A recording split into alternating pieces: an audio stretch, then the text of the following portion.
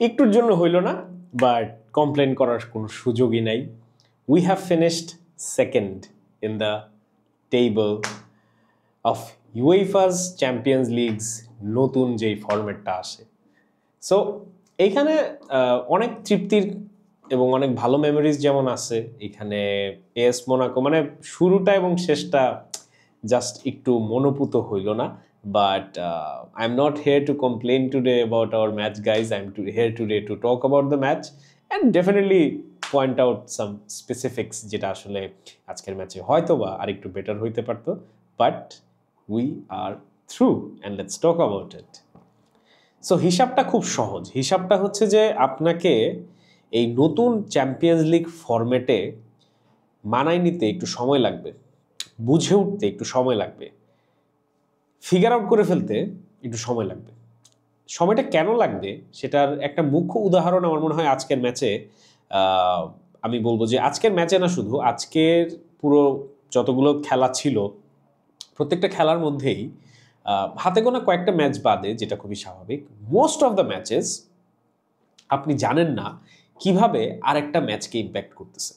এবং এটা সবচেয়ে ফ্যাসিনেটিং ব্যাপার ছিল এবার চ্যাম্পিয়ন্স লিগে, যে লিল কি করতেছে, ক্লাব ব্রুশ কি করতেছে, ওইদিক দিয়ে আর্সেনাল কি হচ্ছে, অ্যাটলেটিকো মাদ্রিদ কি করছে, স্টুটগার্ট, সালজবার্গ, এইসব টিমকে কোথায় কার সাথে কোন থেকে কোন চিপায় কোন ম্যাচ কিভাবে আরেক টিমের ভাগ্য নির্ধারণ করে ফেলতেছে, এটা কমপ্লিটলি একটা ধোঁয়াশা। এবং ইমপ্রবাবিলিটির জায়গা থেকে এক এক টিমকে এক এক রকম সমীকরণের মুখে ঠেলে দিচ্ছে। সেই জায়গাটা থেকে এই যে আনপ্রেডিক্টেবিলিটি, এই যে একটা মানে আগে থেকে বুঝে গেছি, আগে গ্রুপ স্টেজগুলো কি হতো যে একটা গ্রুপে যদি কথার কথা দুইটা বড় টিম থাকতো আর দুইটা ছোট টিম, হাতে গোনা এক দুইটা গ্রুপ থাকতো যেখানে মোটামুটি তিনটা, আচ্ছা ঠিক আছে মোটামুটি স্তরের, চারটাই দেখা যেত যে ভালো টিম, খুবই রেয়ার। সো ওই গ্রুপগুলা বাদে বাকি গ্রুপের ম্যাচগুলা ডে ওয়ান থেকে you could have predicted almost. মাঝে মাঝে দুই একটা আপসেট হইতো, এটা নিয়ে আমরা সবাই খুশি হয়ে যেতাম। আজকের বা এই ফরম্যাটটাতে এসে every single day we got to see an upset. Every single day, the equation of qualification changed. Every single day, the big teams were made uncomfortable. This is the success of this new Champions League format.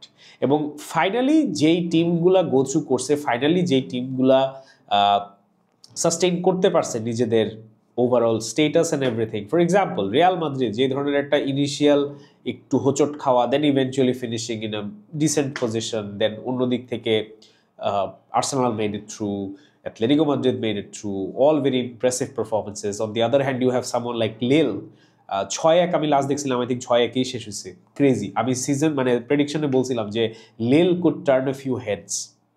Real মাদ্রিদকে হারাইছে and also I think আরও দুইটা ভালো match জিতছে। So they definitely turned not a few heads, a lot of heads. So ওই জায়গাটা থেকে আসলে আমার কাছে মনে হয় যে this champions league format has absolutely done its job. Now let's come to Barcelona and tonight's match. বার্সেলোনার আজকের খেলা থেকে আমার মনে হয় আমরা দুইটা জিনিস ক্লিয়ারলি অ্যাজ টেক আউট নিতে পারি।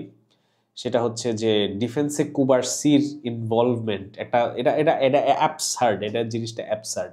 18 বছর বয়সের একটা বাচ্চার ডিফেন্সিভ সেন্টার ব্যাকের টিমে থাকাতে খেলার অফেন্সিভ ফরম্যাটে ইমপ্রুভমেন্ট আসে, এটা মাথায় ধরে না আমার, এটা আমার মাথায় ধরে না। How is that even possible? আর যেই পয়েন্টটা সেটা আমার মনে হয় তুলেই নিতে হবে, যে দুইটা প্লেয়ারকে আমাদের মনে হয় এখন আস্তে আস্তে টিম থেকে ডিসকার্ড করতে হবে, যদিও একটা প্লেয়ার জাস্ট মাত্রই ঢুকছে। সেটা হচ্ছে, let's be honest and let's be fair guys, it's not a criticism, we are not criticizing him. I love the guy Szczesny, I absolutely love him for what he has done, coming out of retirement, having the confidence, being very patient. আমরা সবাই যখন চিল্লাছিলাম Szczesny কই, সে বলতেছিল না, I wouldn't play myself, and unfortunately we are seeing the reason why he wouldn't play himself. In all fairness, ওর ক্যারিয়ারটা শেষ হয়ে গেছিল, so coming back into the crunch situation, এটা is difficult for any player. এবং ও যে completely out of touch, এটা খেলাতে বোঝা যায়। অ্যান্ড এই জায়গাটা থেকে I am not sure why Hansi Flick is doing this, cause Inaki Pena didn't do anything wrong. Even Szczesny যখন স্টার্ট পাইছে, আদার দেন মিটিংয়ে 5 মিনিট দেরি করে আসা, I don't think that's the only reason. I feel it is a bit unfair on Inaki Peña as well. Yes, কয়েকটা গোল হয়তো could have saved, but you can't build a case on যে আরো কয়েকটা গোল হয়তো বাঁচাইতে পারতো। মিস্টেক্স কয়টা করছে Inaki Peña? That is a question we probably should be asking ourselves, and also Hansi Flick should be asking himself. But আজকে দুইটা গোলে আমি বলবো যে more than Szczesny, I think it was A defensive lapse. প্রথম গোলটাতেও ওই স্পেসটা ওইখানে ওর পাওয়ার কোনো প্রয়োজনই ছিল না যেখান থেকে লং রেঞ্জেরটা নেয়। সেকেন্ড গোলটা ইটস আ স্ক্যাফল, অ্যান্ড এটা জাস্ট ঢুকে গেছে বলটা unfortunately. We could have finish the game of, which brings me to the second player Lewandowski. আজকে পুরা খেলাতে আপনারা যদি আমার লাইফটাতে থেকে থাকেন, ইউড নো আজকে পুরা খেলাতে একটা player I felt is holding the team back, and that is Lewandowski. First হাফে আমার কাছে এন্টায়ারলি মনে হয়েছে দ্যাট দ্য পুরো tempo of the game is being held back by Lewandowski. I love the guy, I love what he has done for the club, I love his aura celebration, I love everything about Robert Lewandowski, I love everything about Szczesny. এরা veterans যারা sacrifice করছে, এরা ক্লাবের জন্য অদ্ভুত লেভেলের dedication দেখাইছে, but playing অ্যাবিলিটির জায়গা থেকে, পারফরমেন্স অন দ্য ফিল্ডের জায়গা থেকে I have to criticise them, and pretty heavily as well. Lewandowski kind of holding the team back, যেটা অ্যাগেন ফারান টরেস যখন মাঠে উঠছে, you could see for yourself. It's a criticism, guys, it's not hatred, because if a certain player who have done well is now being sort of harmful is a heavy word, I'm not harmful, but is somewhat টিমটাকে improve হওয়া থেকে কিছুটা হইলেও একটু কমায় রাখে, we have to say it out loud. That's the fact of life.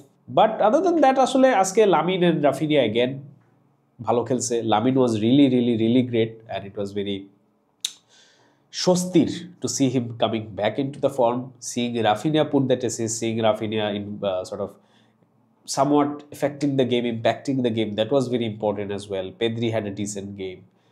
De Jong again had a decent game. বিশাল আহামরি কিছু করে নাই, but had a dissent game. Fermin আসার পর, ফারান আসার পর খেলার টেম্পো অনেক চেঞ্জ হয়েছে, কুবার্সি আসার পর খেলার টেম্পো অনেক চেঞ্জ হয়েছে, কাসাডো ইনফ্যাক্ট আসার পর খেলার টেম্পো কিছুটা ইমপ্রুভ হয়েছে, defensively made some very solid tackles and all. So all in all আমি আসলে আজকের খেলা নিয়ে একেবারেই ডিসঅ্যাপয়েন্টেড না। ডিসঅ্যাপয়েন্টেড স্পেসিফিক দুইটা প্লেয়ারকে নিয়ে, দুইটা পারফরমেন্সকে নিয়ে, ডিসিশন মেকিংয়ের জায়গা থেকে।